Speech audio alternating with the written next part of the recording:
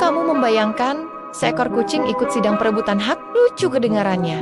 Tapi di jalanan, perebutan hak itu nyata. Hak atas makanan, hak atas tempat tidur, hak atas wilayah. Inilah kisah kucing oren yang terkenal jenaka, keras kepala, tapi juga cerdik. Dan kali ini, dia harus berjuang mempertahankan haknya dengan caranya sendiri.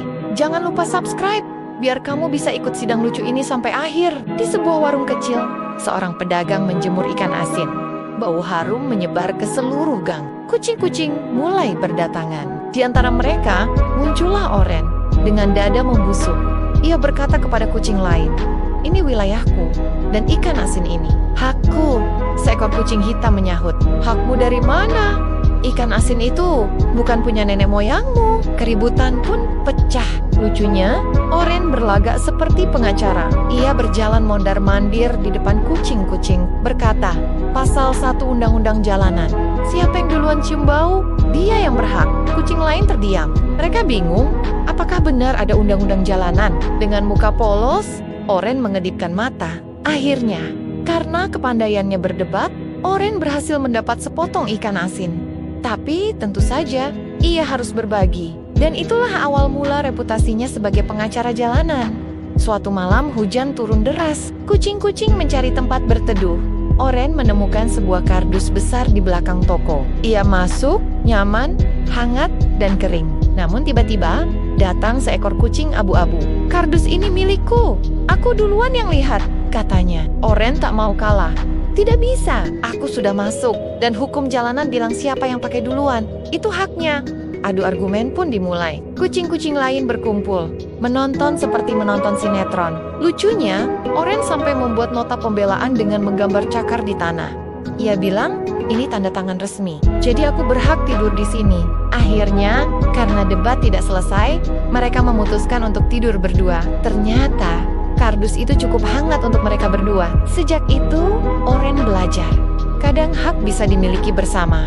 Dan kucing abu-abu itu pun jadi temannya. Pagi berikutnya, Oren sedang berjalan di trotoar. Ia berlagak seperti raja, kepalanya tegak, ekornya tinggi. Namun tiba-tiba, sekelompok kucing kecil menghadang. "Kami menuntut hak jalanan. Kau selalu lewat sini seenaknya." Oren kebingungan. "Loh, jalanan ini kan untuk umum." Kucing kecil itu berteriak, "Tidak! Kau selalu bikin kami takut. Kau harus bayar pajak ikan asin." Oren tertawa keras. "Ternyata aku bukan hanya raja, aku juga kena pajak," katanya jenaka. Akhirnya, ia memberi mereka sepotong roti basi yang ditemukan di tong sampah. Itulah bentuk pajak jalanan. Dan sejak hari itu, setiap lewat gang itu, Oren selalu ditagih. Lucunya, Oren merasa bangga, karena artinya ia benar-benar diakui sebagai penguasa jalanan. Suatu sore, terjadi peristiwa besar. Beberapa kucing berkumpul. Karena ada sengketa wilayah pasar, Arko, kucing hitam besar, menuduh Oren merebut wilayahnya. "Ini tidak adil. Hak pasar harus dibagi rata," teriak Arko. Kucing-kucing lain bersorak. Lucunya, mereka memutuskan mengadakan sidang jalanan.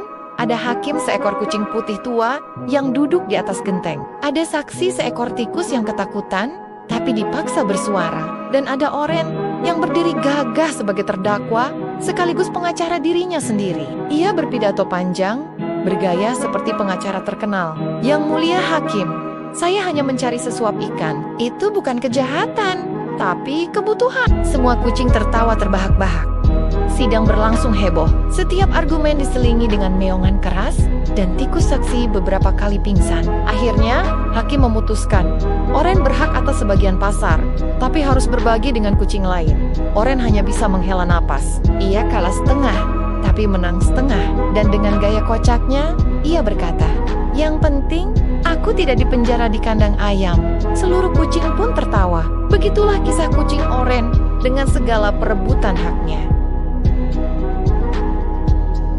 Di balik jenakanya, kisah ini mengajarkan sesuatu, bahwa hak memang penting untuk diperjuangkan.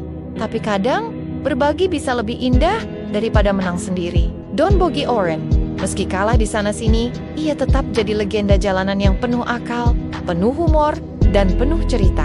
Terima kasih sudah ikut sidang jalanan ini sampai akhir. Jangan lupa klik like, komen, dan subscribe. Sampai jumpa di persidangan kucing berikutnya.